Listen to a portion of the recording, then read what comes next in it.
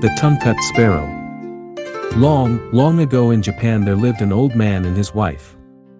The old man was a good, kind-hearted, hard-working old fellow, but his wife was a regular crosspatch, who spoilt the happiness of her home by her scolding tongue.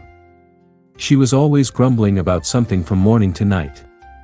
The old man had for a long time ceased to take any notice of her crossness.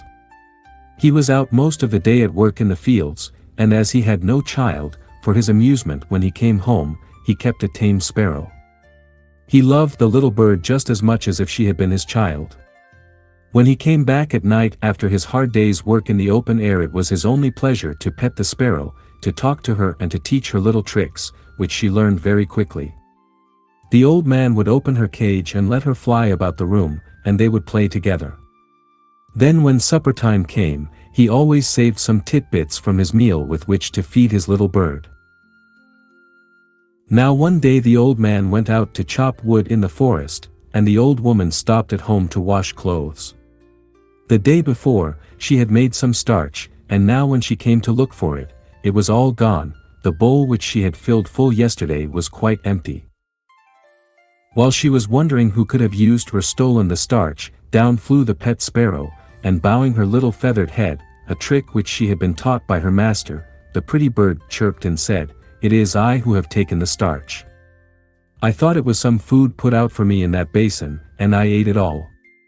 If I have made a mistake, I beg you to forgive me." Tweet, tweet, tweet. You see from this that the sparrow was a truthful bird, and the old woman ought to have been willing to forgive her at once when she asked her pardon so nicely. But not so. The old woman had never loved the sparrow, and had often quarreled with her husband for keeping what she called a dirty bird about the house, saying that it only made extra work for her. Now she was only too delighted to have some cause of complaint against the pet. She scolded and even cursed the poor little bird for her bad behavior, and not content with using these harsh, unfeeling words, in a fit of rage she seized the sparrow, who all this time had spread out her wings and bowed her head before the old woman, to show how sorry she was, and fetched the scissors and cut off the poor little bird's tongue. "I suppose you took my starch with that tongue. Now you may see what it is like to go without it." And with these dreadful words she drove the bird away, not caring in the least what might happen to it and without the smallest pity for its suffering, so unkind was she. The old woman, after she had driven the sparrow away, made some more rice paste, grumbling all the time at the trouble, and after starching all her clothes, spread the things on boards to dry in the sun, instead of ironing them as they do in England. In the evening the old man came home. As usual, on the way back he looked forward to the time when he should reach his gate and see his pet come flying and chirping to meet him, ruffling out her feathers to show her joy, and at last coming to rest on his shoulder.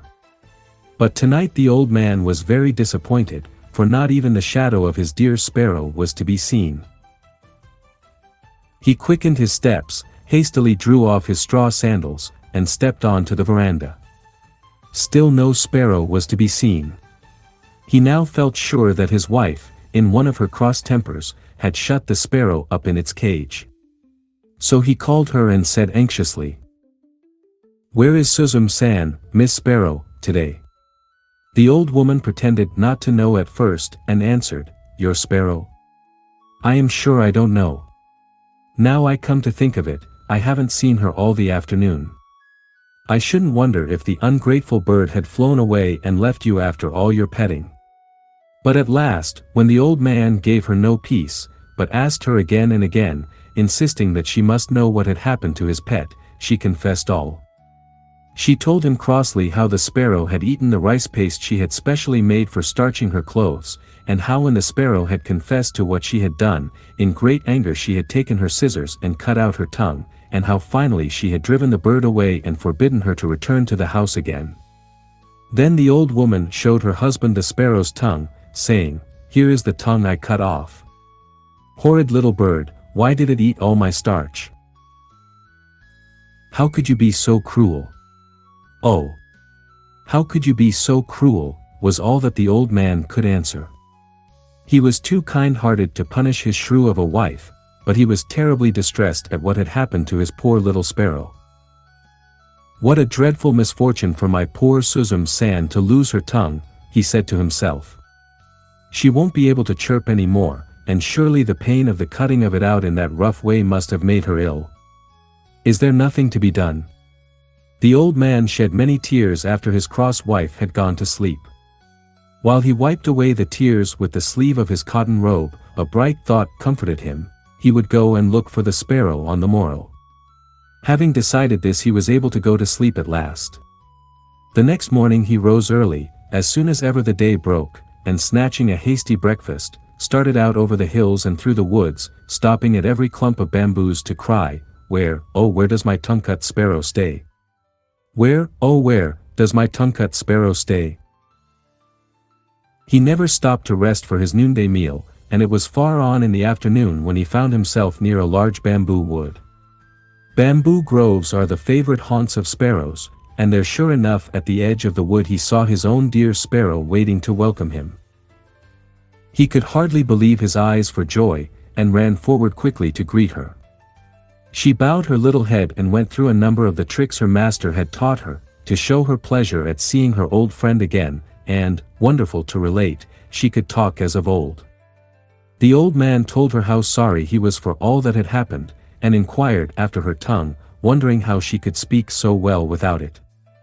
Then the sparrow opened her beak and showed him that a new tongue had grown in place of the old one, and begged him not to think any more about the past, for she was quite well now. Then the old man knew that his sparrow was a fairy, and no common bird. It would be difficult to exaggerate the old man's rejoicing now. He forgot all his troubles, he forgot even how tired he was, for he had found his lost sparrow, and instead of being ill and without a tongue as he had feared and expected to find her, she was well and happy and with a new tongue, and without a sign of the ill treatment she had received from his wife. And above all, she was a fairy. The sparrow asked him to follow her, and flying before him she led him to a beautiful house in the heart of the bamboo grove. The old man was utterly astonished when he entered the house to find what a beautiful place it was. It was built of the whitest wood, the soft cream-colored mats which took the place of carpets were the finest he had ever seen, and the cushions that the sparrow brought out for him to sit on were made of the finest silk and crepe. Beautiful vases and lacquer boxes adorned the tokonoma of every room. The sparrow led the old man to the place of honor, and then, taking her place at a humble distance, she thanked him with many polite bows for all the kindness he had shown her for many long years. Then the Lady Sparrow, as we will now call her, introduced all her family to the old man. This done, her daughters, robed in dainty crepe gowns, brought in on beautiful old-fashioned trays a feast of all kinds of delicious foods, till the old man began to think he must be dreaming. In the middle of the dinner some of the sparrow's daughters performed a wonderful dance, called the Suzumodori, or the Sparrow's Dance, to amuse the guest. Never had the old man enjoyed himself so much. The hours flew by too quickly in this lovely spot, with all these fairy sparrows to wait upon him and to feast him and to dance before him. But the night came on and the darkness reminded him that he had a long way to go and must think about taking his leave and return home. He thanked his kind hostess for her splendid entertainment, and begged her for his sake to forget all she had suffered at the hands of his cross old wife. He told the Lady Sparrow that it was a great comfort and happiness to him to find her in such a beautiful home and to know that she wanted for nothing. It was his anxiety to know how she fared and what had really happened to her that had led him to seek her. Now he knew that all was well, he could return home with a light heart. If ever she wanted him for anything she had only to send for him and he would come at once. The Lady Sparrow begged him to stay and rest several days and enjoy the change, but the old man said that he must return to his old wife, who would probably be cross at his not coming home at the usual time, and to his work, and therefore, much as he wished to do so, he could not accept her kind invitation. But now that he knew where the Lady Sparrow lived he would come to see her whenever he had the time. When the Lady Sparrow saw that she could not persuade the old man to stay longer, she gave an order to some of her servants, and they at once brought in 2 boxes, one large and the other small. These were placed before the old man, and the Lady Sparrow asked him to choose whichever he liked for a present, which she wished to give him. The old man could not refuse this kind proposal, and he chose the smaller box, saying, "I am now too old and feeble to carry the big and heavy box. As you are so kind as to say that I may take whichever I like, I will choose the small one, which will be easier for me to carry." Then the sparrows all helped him put it on his back and went to the gate to see him off, bidding him goodbye with many bows and entreating him to come again whenever he had the time. Thus, the old man and his pet sparrow separated quite happily, the sparrow showing not the least ill will for all the unkindness she had suffered at the hands of the old wife. Indeed, she only felt sorrow for the old man who had to put up with it all his life. When the old man reached home, he found his wife even crosser than usual, for it was late on in the night and she had been waiting up for him for a long time. "Where have you been all this time?" she asked in a big voice. "Why do you come back so late?" The old man tried to pacify her by showing her the box of presents he had brought back with him, and then he told her of all that had happened to him, and how wonderfully he had been entertained at the sparrow's house. "Now let us see what is in the box," said the old man, not giving her time to grumble again. "You must help me open it." And they both sat down before the box and opened it. To their utter astonishment they found the box filled to the brim with gold and silver coins and many other precious things. The mats of their little cottage fairly glittered as they took out the things one by one and put them down and handled them over and over again. The old man was overjoyed at the sight of the riches that were now his. Beyond his brightest expectations was the sparrow's gift, which would enable him to give up work and live in ease and comfort the rest of his days. He said, "Thanks to my good little sparrow. Thanks to my good little sparrow," many times. But the old woman, after the first moments of surprise and satisfaction at the sight of the gold and silver were over, could not suppress the greed of her wicked nature. She now began to reproach the old man for not having brought home the big box of presents, for in the innocence of his heart he had told her how he had refused the large box of presents which the sparrows had offered him, preferring the smaller one because it was light and easy to carry home.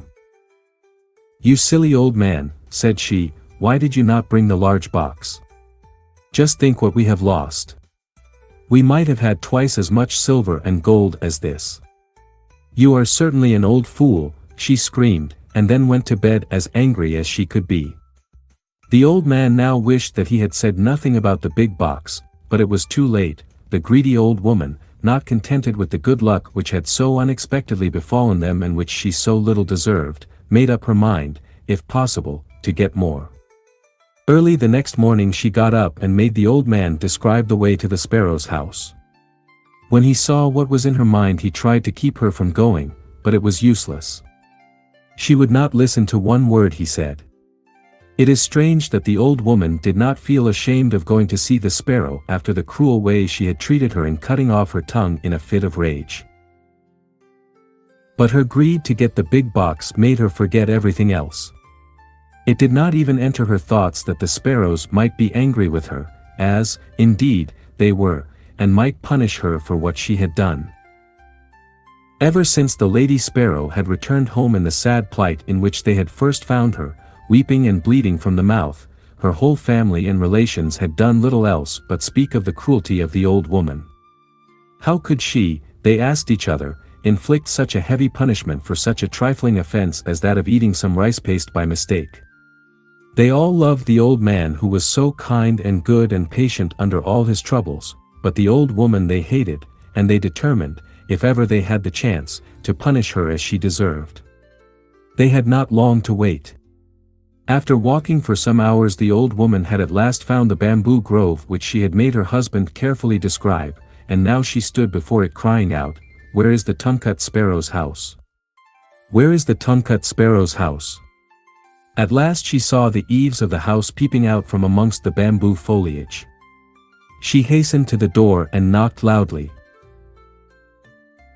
When the servants told the Lady Sparrow that her old mistress was at the door asking to see her, she was somewhat surprised at the unexpected visit, after all that had taken place, and she wondered not a little at the boldness of the old woman in venturing to come to the house. The Lady Sparrow, however, was a polite bird, and so she went out to greet the old woman, remembering that she had once been her mistress.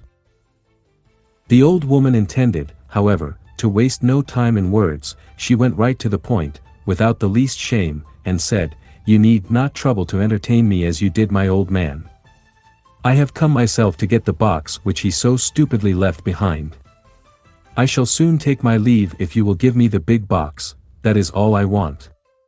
The Lady Sparrow at once consented, and told her servants to bring out the big box. The old woman eagerly seized it and hoisted it on her back, and without even stopping to thank the Lady Sparrow began to hurry homewards. The box was so heavy that she could not walk fast, much less run, as she would have liked to do, so anxious was she to get home and see what was inside the box, but she had often to sit down and rest herself by the way. While she was staggering along under the heavy load, her desire to open the box became too great to be resisted. She could wait no longer, for she supposed this big box to be full of gold and silver and precious jewels like the small one her husband had received. At last this greedy and selfish old woman put down the box by the wayside and opened it carefully, expecting to gloat her eyes on a mine of wealth. What she saw, however, so terrified her that she nearly lost her senses. As soon as she lifted the lid, a number of horrible and frightful-looking demons bounced out of the box and surrounded her as if they intended to kill her. Not even in nightmares had she ever seen such horrible creatures as her much-coveted box contained. A demon with one huge eye right in the middle of its forehead came and glared at her. Monsters with gaping mouths looked as if they would devour her. A huge snake coiled and hissed about her, and a big frog hopped and croaked towards her. The old woman had never been so frightened in her life, and ran from the spot as fast as her quaking legs would carry her, glad to escape alive. When she reached home she fell to the floor and told her husband with tears all that had happened to her, and how she had been nearly killed by the demons in the box. Then she began to blame the sparrow, but the old man stopped her at once, saying, "Don't blame the sparrow, it is your wickedness which has at last met with its reward. I only hope this may be a lesson to you in the future." The old woman said nothing more, and from that day she repented of her cross, unkind ways, and by degrees became a good old woman, so that her husband hardly knew her to be the same person, and they spent their last days together happily, free from want or care, spending carefully the treasure the old man had received from his pet, the tongue-cut sparrow. The end.